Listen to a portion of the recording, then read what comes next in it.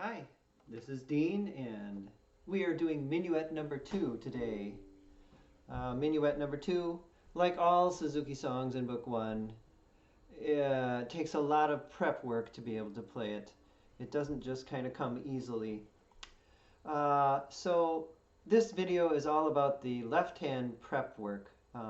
Some of it's already been done in Minuet number 1 and Etude, but this one has a few more things to work on. So we'll do 12 to 15 minutes of Minuet 2 fingering, and most of it's in the A part. So let us begin with the G major arpeggio that starts the first measure. And as we did in Etude, we end up with first finger, third finger, and second finger all down on the strings, A string and E string, at the same time. So, and you will find on page 36 the G major arpeggio. So let's just do that. This is on page 36 now, and we'll just count to 2 for every note. And just to make sure that I don't goof it up, I will also turn my page. Yeah. Okay. Here we are. This is in the middle of the page, and it's got a capital letter A there. The G major arpeggio. It's not labeled G major, but that's what it is. So here we go. 1, 2.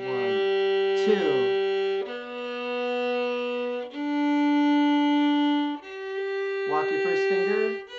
Hold that first finger down. Hold 3 down. It's too low. Back to 3.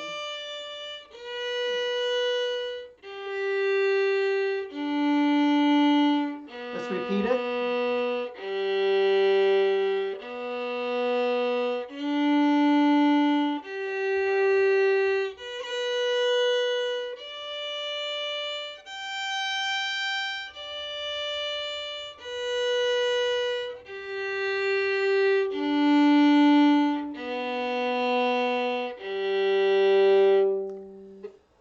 All right, that is an essential skill. Number one, for a couple of reasons, it kind of preserves your energy, and it enables your fingers to know where to go relative to each other. So if I have my third finger here, where does my second finger know where to go? Well, it just knows, because third finger is kind of telling it where to go. It's a certain distance away from third finger. That's how it knows where to go. And I call that relative intonation. Relative meaning it's related to some other thing. So anyway, now let us do the first measure of Minuet number 2. Kind of slowly. Here we go.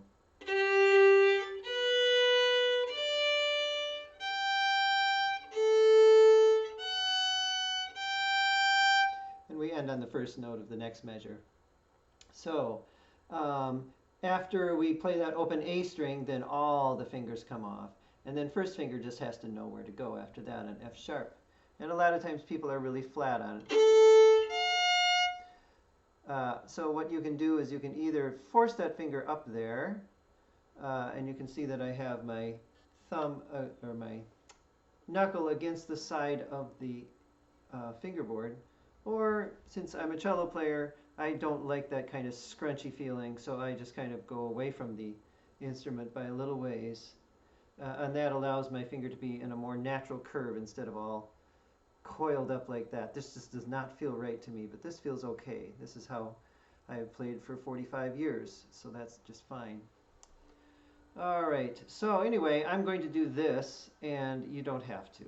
You can just thrust that first finger forward. All right, let's do it again now. Here we go.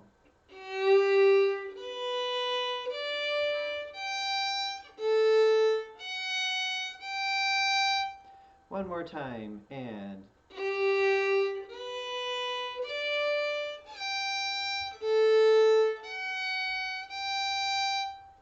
there we go. Now, you can practice a whole bunch of that on your own. And now we're going to move on to the next thing, which is going to be, if you'll excuse me, a runny nose. There we go. A third finger G on the D string over here. It's asking a lot for the third finger to know where to go in relation to second finger being on another string. But you can certainly do that, and I would do that. You can let go of that second finger if you want, but then you have to prove to me that you can just immediately find third finger. So your choices are to just find it. Oh, I missed. Oh, I'm better than that. Ah, there we go. Can I do that 10 times in a row? No, I can't. Oh, darn it all. There I go. Okay. And you can see this is kind of out of the blue. I'm just finding the note G. And it would take me a little while to do that because I'm pretty good at getting it in relation to second finger. If my second finger's down, then I know where to go. So let's just do a couple of those octave G's there. Second finger and then third finger. Here we go.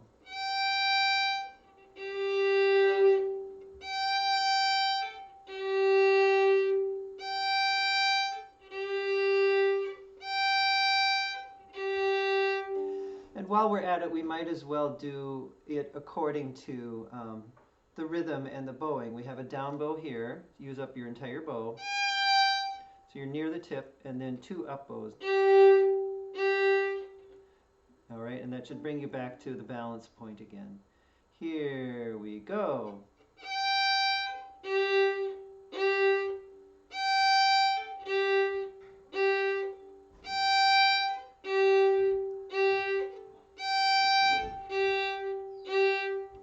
All right, at that speed, we now have to speed up measure number 1 a little faster.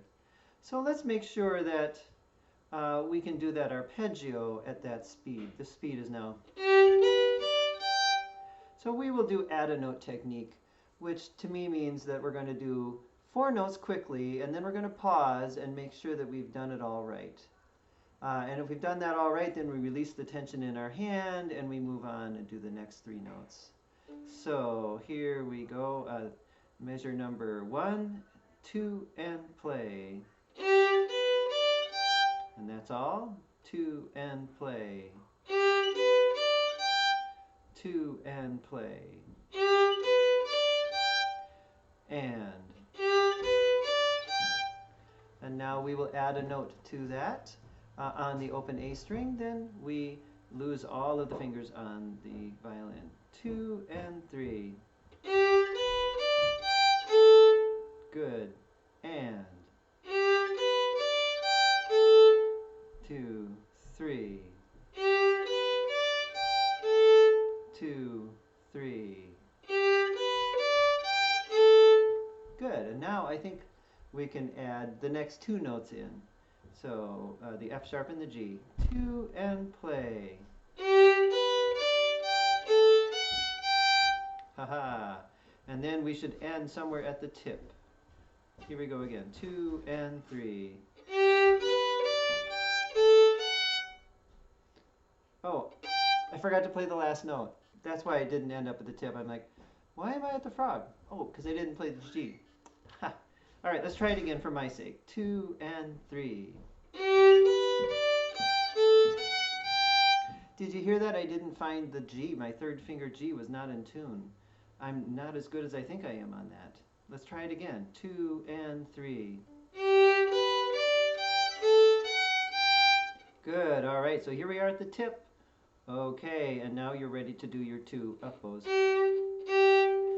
All right, nearly 10 minutes into it, and we've done 2 measures. Goodness gracious. Here we go. 2 and 3. And again.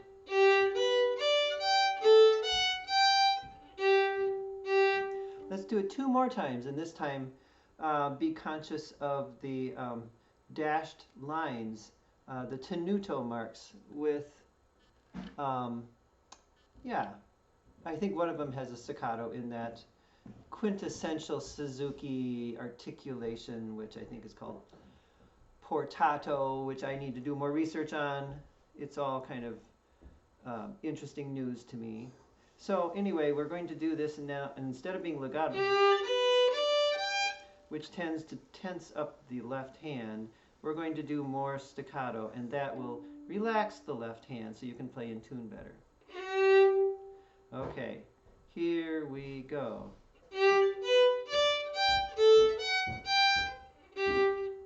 And again.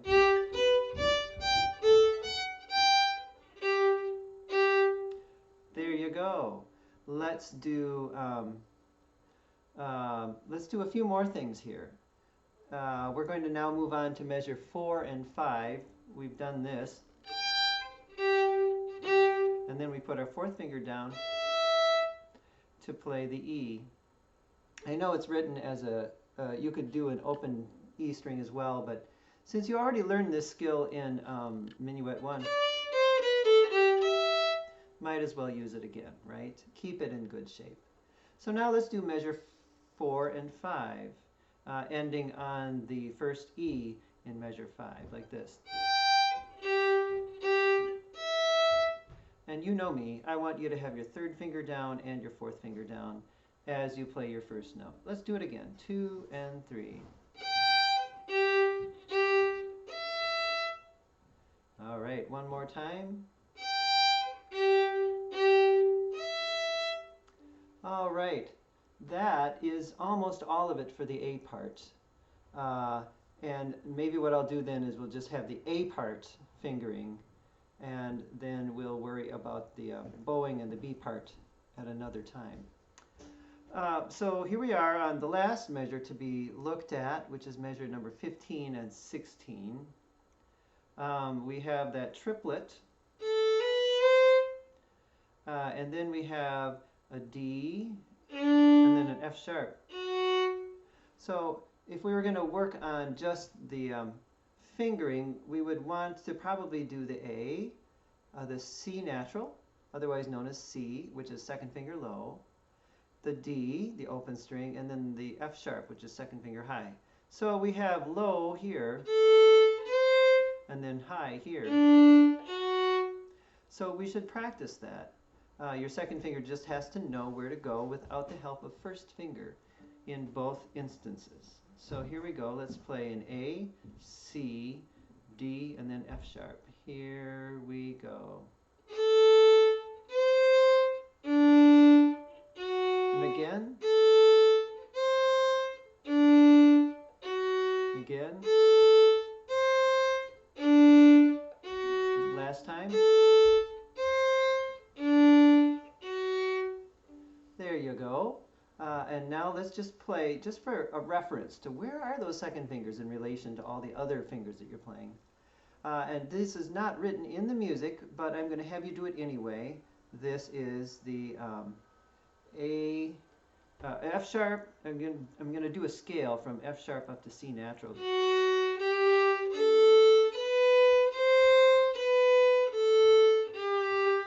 Let's do that together. Here we go.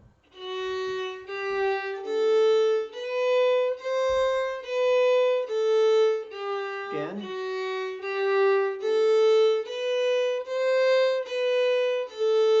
Last time.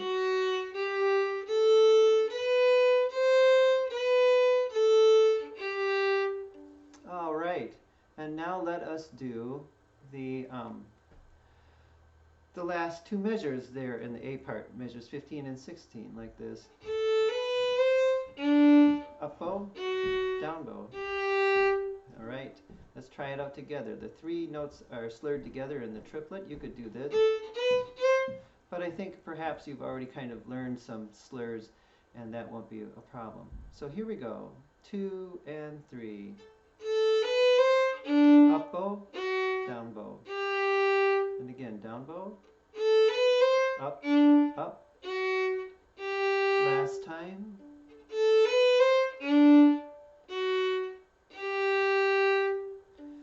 All right, so we did more or less tackle the bowing of the A part because there aren't too many hard things.